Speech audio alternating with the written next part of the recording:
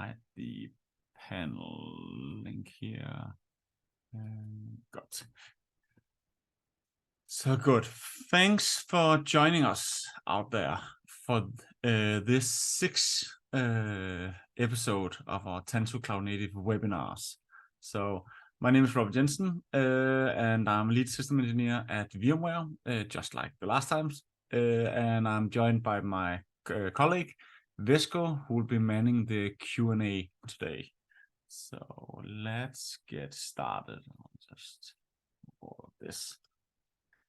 So the agenda for today is all around a developer portal. So, and then in our case, that means Tanzu application platform. And we'll go through quite a lot of things today. And unlike the other times, then today might be fairly technical, just so you are warned. So, but we'll go through accelerators, which is our templating engine. We'll go through how you manage documentation, access it, update it. That might sound boring, but it's actually it's quite interesting, to be honest. But I'll show you. We also talk about APIs, exposing them, etc. We're talking about building containers in a different way. That's one of the things that we actually skipped in one of the earlier sessions. We will talk about avoiding pipeline sprawl, because if you have a history with virtualization, then you know all about VM sprawl. Pipeline sprawl is very much a thing, and we have some ways to get kind of around it. So then we'll talk about security, overviews, and guardrails. And most of it today will be live demo. So I promise you that things will break, people will cry, mostly me. But we'll get through it. So, good. As with all the others, the purpose of this webinar is to give you an introduction to cloud native technologies. And the idea is to do this really basic and then go to be more advanced. This is the last one. It will be more advanced, so hang on. And it will be recorded as well, just like all the others. So if there's questions afterwards, feel free to reach out, watch the recording, etc. So, first thing, what is a developer portal? And that's a good question. So the one we'll be talking about today came from Spotify, and I can't remember the exact year. I think it was 16, something like that. Spotify had a lot of growth, so they were really hiring like crazy.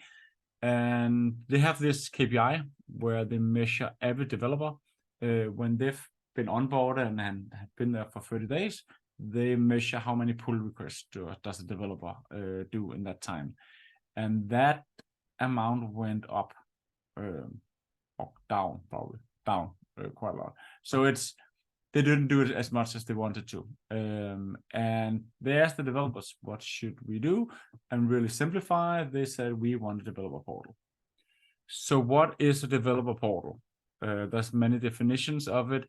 The one I like the best is actually from a podcast that Spotify runs that's called Nerd Out Podcast. You can see the QR link down here.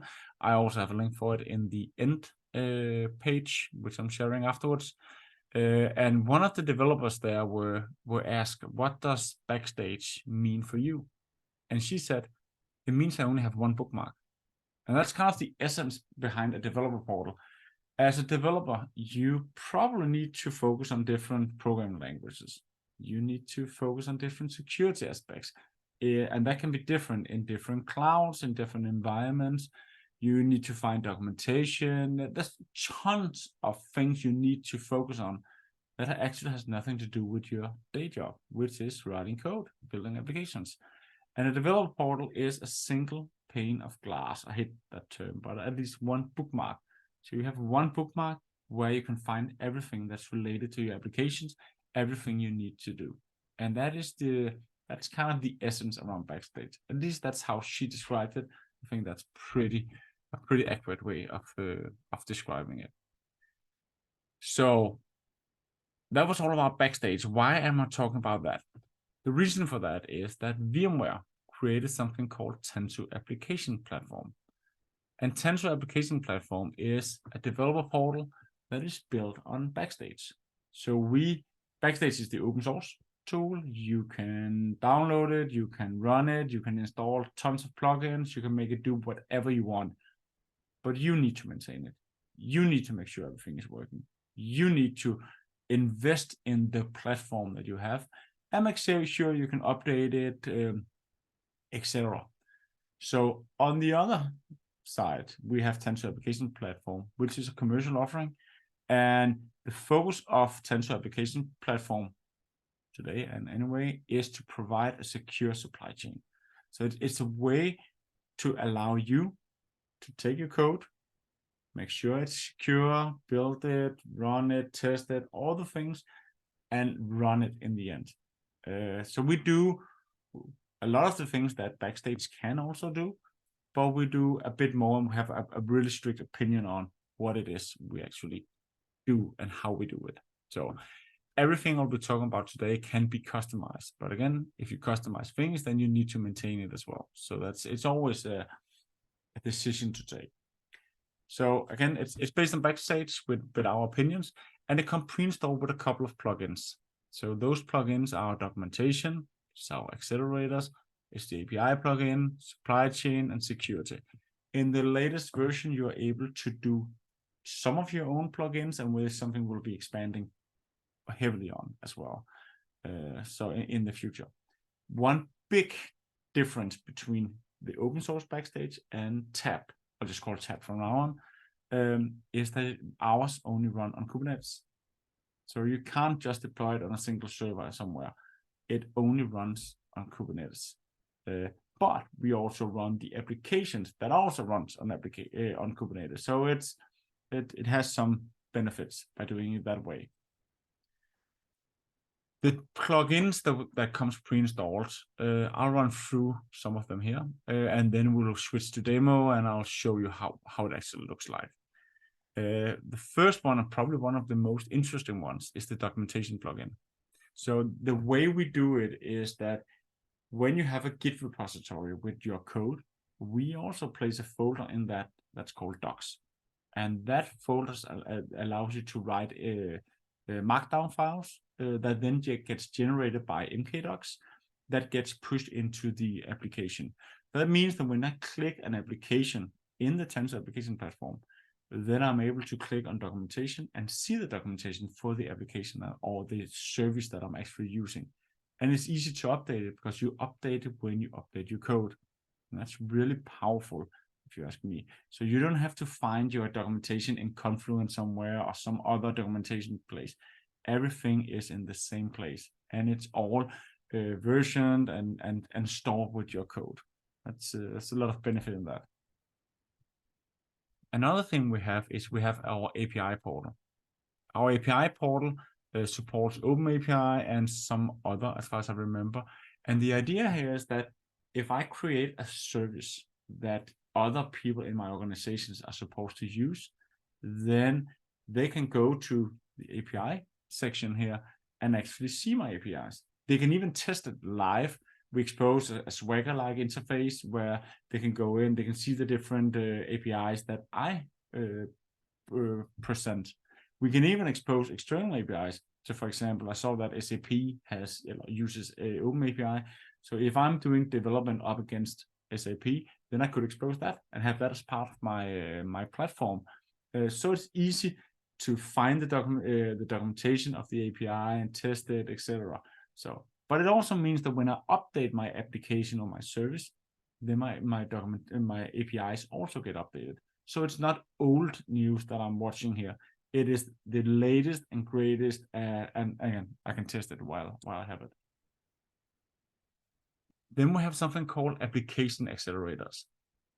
Application accelerators are templates that allows a developer to easily get started developing. And an accelerator can be like a boilerplate template where, for example, if I use Golang, it will be our test today, that all the decisions that I as a developer wants to have in all my projects, it could be specific modules, it can be folder structure, it can be all sorts of things. All of that is already placed in my template. So if I'm developing a front-end web application, then I have all the correct settings to begin with. This can also be a finished application that I just pull down and test and run, etc. But the whole idea is that it's something that the developers create, so it benefits them. But where this is interesting is that it's also something that security has something to say about, because they might have added different guardrails. So for example, if I provision a front-end Golang application, then they might have something to say on what kind of level of vulnerabilities they want to allow for an application like that. They might have something to say about how do we test the application, etc. And all that is included in this accelerator. But we also have operations. Operations can also define how do I want to run, for example, a front-end web application. Do I want to run that as a Knative service, or do I want to run it as a Kubernetes service? How much do I want to allow it to scale? What's the SLAs? What's my where do I want to put my different services, etc. So all of that is put together, and it's kind of transparent for the developer. The developer just puts this down and says, I want to test this, I want to run this. And then to push it into production is included here. So the last time I talked about Golden Path, and Golden Path is very much a part of this. So the easiest way to push something into production is by using these accelerators where the Golden Path is already defined, but transparent for me. So this is the easiest way for me to get started. We also have a supply chain. And the supply chain is based on an open source project called Cartographer. And one of the things we'll be talking about today is a little bit about Pipeline Explorer. So instead of having a pipeline for every workload, what I do here is I create a master supply chain in Cartographer. And that might say that for a web development, I need to pull my code, I need to test it, I need to scan it, I need to build it, and I need to run it, something like that. But underneath this, the scanning might be different depending on what kind of code I'm using. The pipeline might be different depending on what type of workload I'm using, if it's a front end or back end, etc. And you can define that in this master cartographer that then calls out to all the subcomponents. A good example is how do I build a container? So in our case, we build it using something like build packs. It's included in the product. So with our build service, but it might be that for some specific types of workloads that I want to use just a normal Docker file, then it's easy for me to just change that for this type of workload type. But I can still use the same overall cartographer pipeline, because all cartographer does is it calls to an external service. For example, the build service, and says, I have some code, please build a container for me. It waits till that's built, and then it continues the workflow. So it's easily replaceable. I'll show you, and it might make more sense. And then something for security. You can set up, or security can set up different guardrails that says which kind of vulnerabilities do I want to allow in this in my environment. And they can also get a nice overview and see what kind of vulnerabilities do we actually have right now in our environment across all the different services, applications right now that I'm running. So it's a really nice overview, and I'll show that in the demo as well. So then it might make a bit more sense. So I talked about Backstage before. Backstage being this open source project, and then Tab being the closed source, the enterprise product. But one thing we're doing in Tab is every component we're using needs to be open source. So it might be that the closed source is kind of the glue that glues everything together, but each component is open source and can be replaced. So for example, for some of the pipeline tools, we're using Tektron in our case. If you want to use Jenkins, for example, then it's easy to just replace Tektron with Jenkins and use what you already have today. We might use Gripe for scanning, but if you use something else, you can replace it. We use build packs to build the containers. If you want to use Docker files instead, then you can do that. So it's totally replaceable. And in the end, what you should hopefully end up with is what we call inner and outer loops. And the idea is that the developer is all in the inner loop and can start easily, log into the portal, choose an accelerator, and start working on that. And once they have something, they can test it locally, they can test it on the cluster, they can do a lot of things there. But once they're done with that testing, it says this is actually good enough for production, all they need to do is push it. And then the outer loop kicks in. And the outer loop is where operations and security have already been in and said, when something goes to the outer loop, then we need to do this scanning. We need to build it this way. We need to run it this way. All of that. So it is kind of like fixing DevOps. So we actually have Dev and Ops and security working together with these accelerators and being able to both work in the inner loop and the outer loop and pull it all together. That kind of makes sense. Enough PowerPoint for now. So let me show you what it looks like. So I'll jump out of PowerPoint and we will switch to, let's see here, switch to a lot of VS Code. That is what it will look like to begin with. The way I have deployed Tanzu application platform is, I need to move this and I need to take this one. Let's see here. Make this a bit bigger. Okay, good. No, just to see that I can actually communicate with it. So this Tanzu application platform is running in GKE. So it can run on any conformal Kubernetes cluster. It can even run on top of OpenShift if you're running that. So it doesn't really matter. The way we do it here is we divide everything into different namespaces. So every developer, section, group, etc., has their own namespace. And everything when it comes to tab is installed using GitOps. So I have a Git repository over here to the left, which contain all the configurations that I need to have tab up and running. And just to show you here, if I say kgit ns, you can see, I'll make it a bit bigger again. You can see all the different namespaces that we have running here.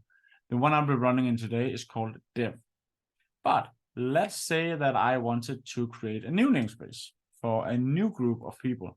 So I'll just say kgit ns and I'll say /w and just wait for it. So all I need to do is go to my configuration and say I want a new namespace, name, and we can call it webinar. I'll save this and then I will commit this namespace. So, and this is a really basic example, but it just shows that the way you will be working with this platform when you use Tanzu application platform is using Git for all the configurations for everything. So you have both the applications you're running, but also the whole platform. So in case my GKE cluster explodes tomorrow, it is just a matter of starting a new one up, pointing it to this GitOps repository, and then I'm up and running again within no time. And you can see that it just created the webinar here. But creating a namespace, that's not really that impressive, right? So the interesting thing here is say kgit secrets and we say webinar. What you can see here is that in this new namespace, I didn't just create a namespace. I created a namespace with some certificate. I have secrets that points to my registry, to my scanner, to my Git repositories.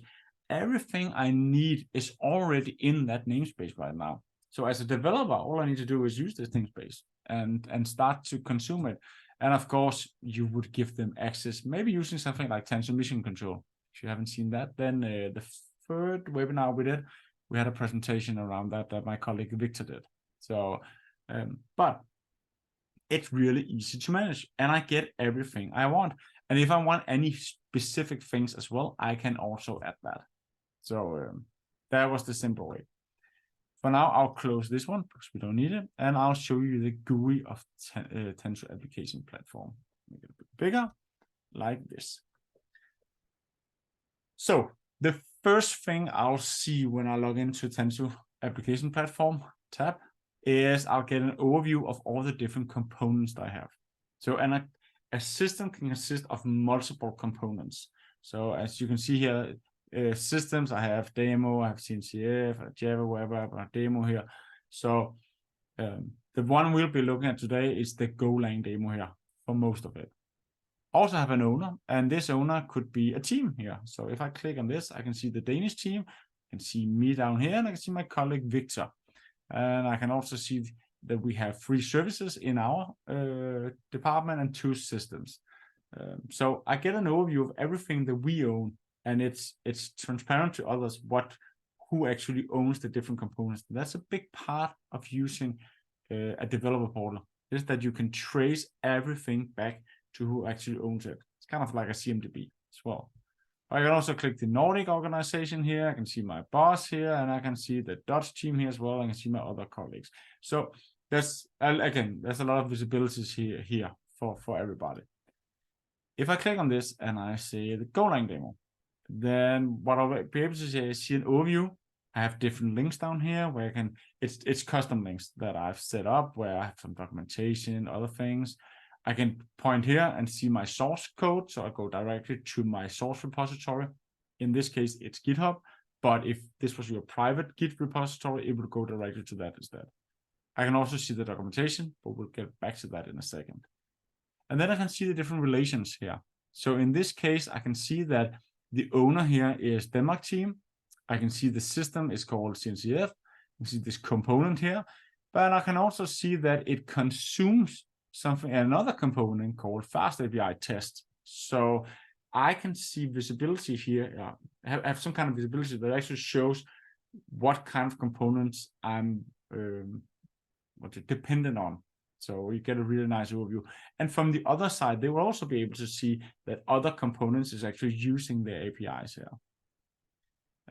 If I want to see the documentation, and we'll get back to that in a few seconds as well, all I need to do is click on Docs, and I can see my documentation directly here. I can also see the different dependencies, so I just put this one in, see the different APIs. In this case, I can see that I'm consuming an API for this, the other service that I just talked about before.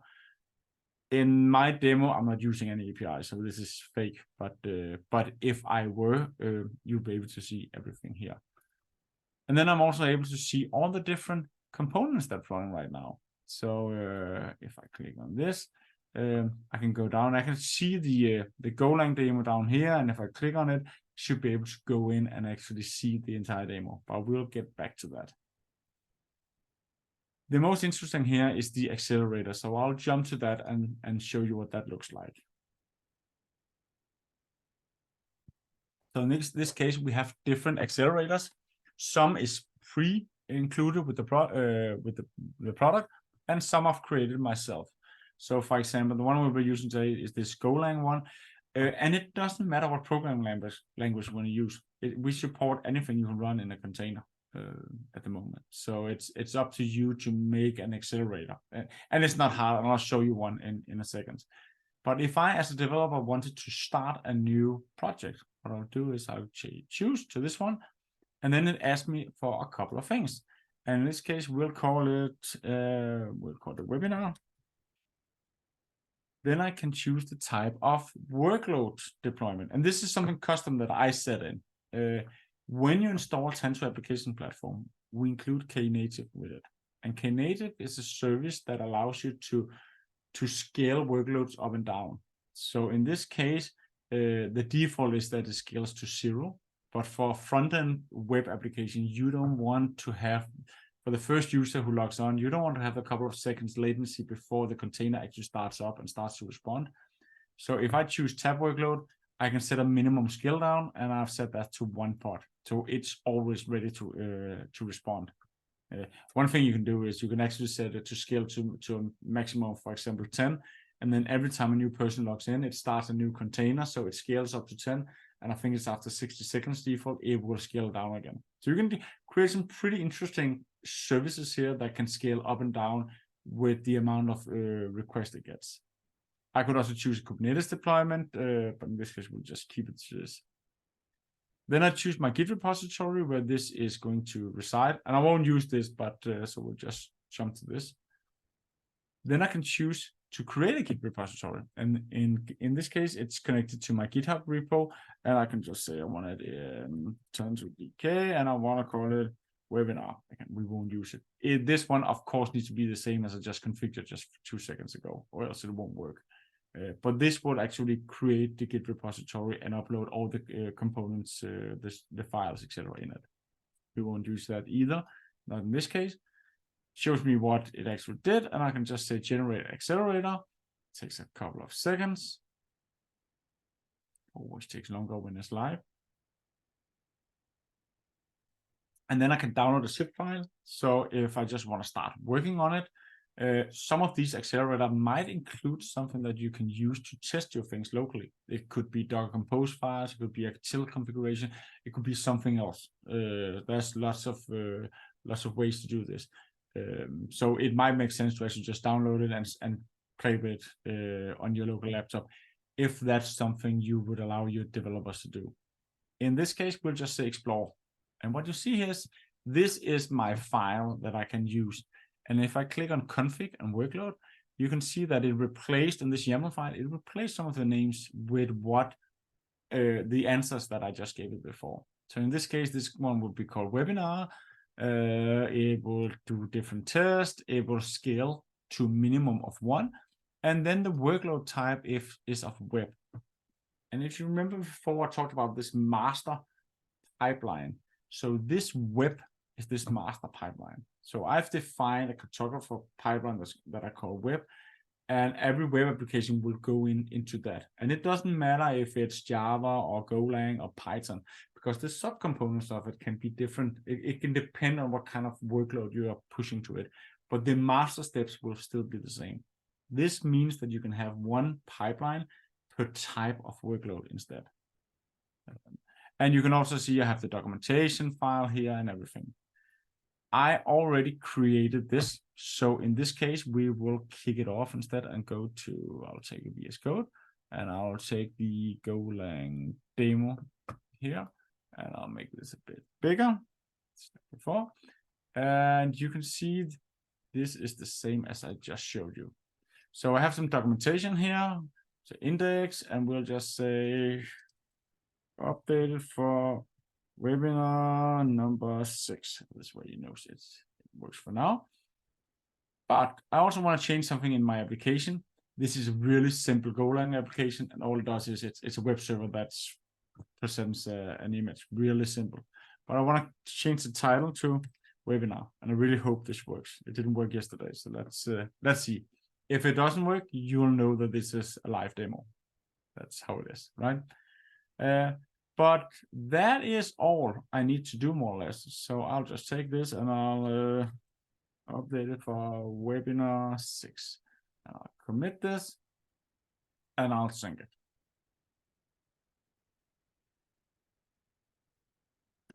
Took a lot longer than it should. So I'll go back to this now. And we'll talk about some of the other steps, because what happens now is that the Tanzu application platform will pick up using Flux that something changed in my repository, and it will trigger my pipeline. And again, we'll run through it in a few seconds.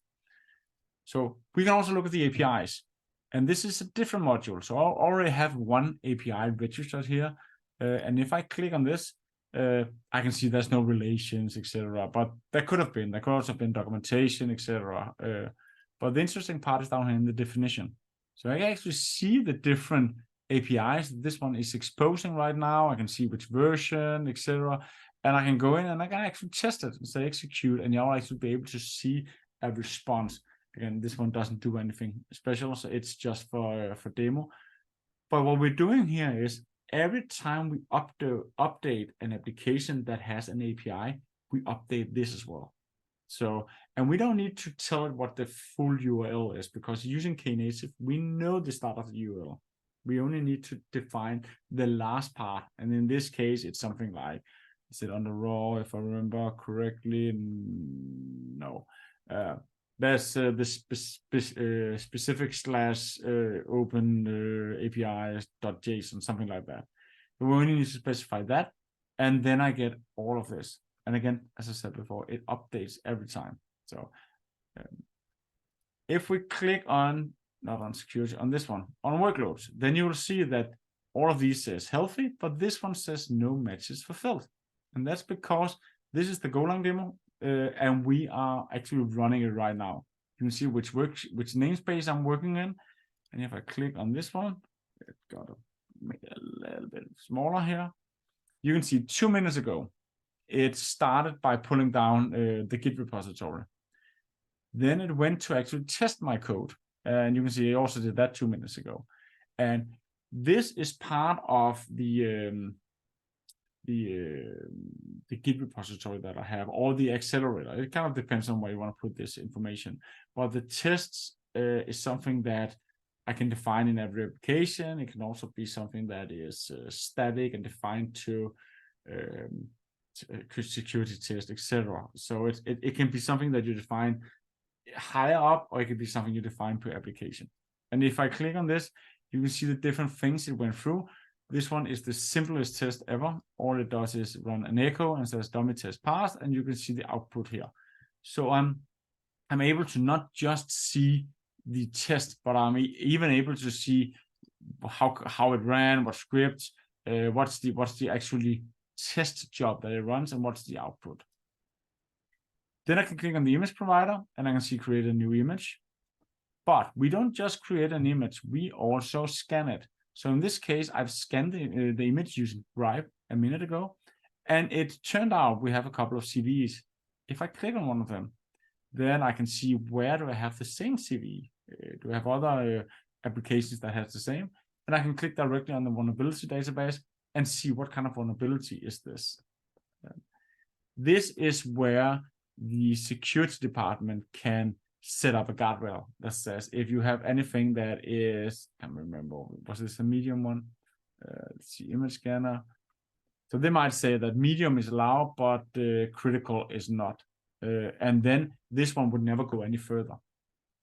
So on top of this, we're running a lot of other things, doing some config, service binding, descriptions, etc. But in the end, it's, let's see, it says a day ago. It's a few seconds ago. So it'll take a few seconds before it's ready yet. So we'll just jump to the security analytics, because this is where security can go in and they can see which workloads violates my policy. In this case, I allow everything, so everything will be under here.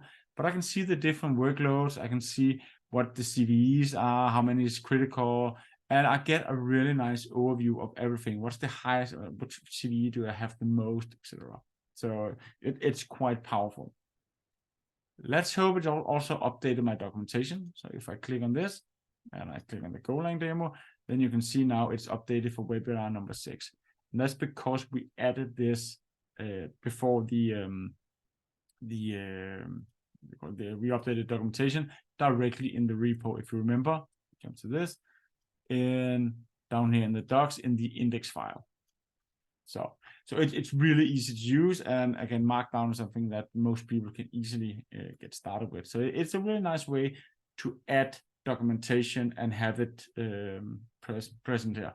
And I can even search after the documentation. So I can search within the application, but I can also search in all my applications that I'm running. Let's see if this is almost done. It says now that it is healthy and everything. So if I click up here and I go to my Golang demo and I click on the application link down here, then I would go to this, and this one won't work because my certificate for some reason doesn't work. So I need to say HTTP, which of course is really bad. And I needed to refresh. You can see up here that it says, I hope you can anyway, it says webinar. This is what we updated it with before. And all it shows is the pipeline we just went through, more or less. You can extend it a bit more, etc. So, but we went through the source code, we triggered a change, had Flux actually check that. We used our CI/CD, which in this case is Tektron, to see the pipeline or do the test. This was the dummy test I showed you. We did code scanner, So we actually scanned the, well, in my case here, we actually didn't scan the code. We built the image and then we scanned the container with the code using a code scanner. So again, it depends on what kind of modules that are enabled. We choose an image registry where we actually pushed the image or the container we just created and pulled it down again. In this case, it could have been Docker Hub. I used Harbor instead. Then we used the Carvel to do some configuration, and we are running it now using Knative. So it's running on the same cluster that I'm doing everything else on. So it's that is, in my opinion, in a way, quite powerful. So one thing I want to show you is that this accelerator, how does that actually look? Because it's kind of a big part of this platform. You should be able to create these accelerators. So I will jump to Golang Accelerator here. And I'll just show you, this is the application we ran before, just really clean. So we have something called Accelerator YAML. And in this case, it gives a display name, it sets some tags, etc. And then the drop-down menu where I fill out what kind of workload I want to use, etc. is really simple. It's just defined here in YAML. And I just put in a lot of values, and it, as I said, it's quite easy. The whole magic happens down here. In my case, I use something called YTT. And YTT is a product in the Carvel tools, which is open source. And it's a way to replace values in YAML files. So anything you push into a YAML file, you can easily replace using YTT. I could also use regex, I could use a lot of other things, and I could use a combination of a lot of things. But in this case, I kept it a bit clean and just use YTT. And if I go to my config file and I click on workload, then you can see I have a YTT definition up in the top here. That's how it knows that it can actually use this file. And then instead of having a value, then what I do here is I have put in the data values, my project name. This is something that I set in the accelerator file. So instead of replacing using regex, etc., I just put in variables that I can replace quite easily. And in this case, I'm able to generate files with custom values, just really easy, just using a form.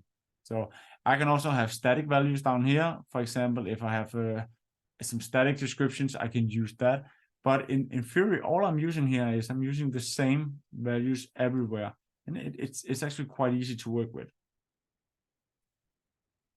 This is absolute the bare minimum of how you can use this. You can do a lot of advanced things with this. But that is basically it. So this one is pushed into GitHub, and then I connect it to Tanzu application platform. So with that, there's of course a lot of other things in this platform. The most interesting and probably the value that I want you to get out of this is, as a developer, I don't need to know Kubernetes. So I showed you in one of the earlier demos we had, or presentation we had, that we could give Kubernetes to anybody in your organization, and that's fine. And you should do that. You should allow people to play with it, learn it, etc. But in this case, as a developer, I'm the end user here. As a developer, I shouldn't care if it runs on Kubernetes. I shouldn't care about YAML files. I shouldn't care about all the other things. I should just care about writing my application, testing it maybe locally, etc., and then just pushing it, and then having it follow this golden path to get to production as easy as possible. And that's kind of what we're trying to achieve here. You don't need to know anything about Kubernetes. And one of the things I didn't show here is that if I had access to, let's say on the same production environment that there was Postgres deployed, just like you saw Matthias show in 2 sessions ago, how you can use operators to deploy databases, then I can expose them here. And all I need to do as a developer is just to put them into my config file. I would like to consume this database, and it happens. I could do the same with message queuing, but it allows me to build up my application using the tools that my platform team who operates this gives me, and only focus on my code. At least that's the idea. So if I jump to this, and I'll just be a little bit ahead of time as far as I can see. This was the last webinar in this series. So if you want to know more or just reach out to us, all the information is here. I'm guessing you by now know the webinars.tanzu.dk link. We have a link for the Tanzu application platform up here. I also provide a link for the Nerd Out podcast, and I also provide a link for the Golden Path. Because some of the things you've seen here today is not about technology. It's not about it's not a technical thing. It's an operational thing.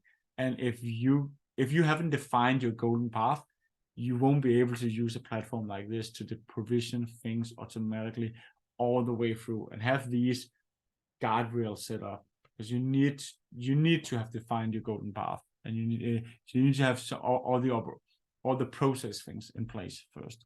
So I hope this has been beneficial. I'll just see if there is any questions. There is none in the Q&A. Well, I will stop the. I should see if I can stop the recording.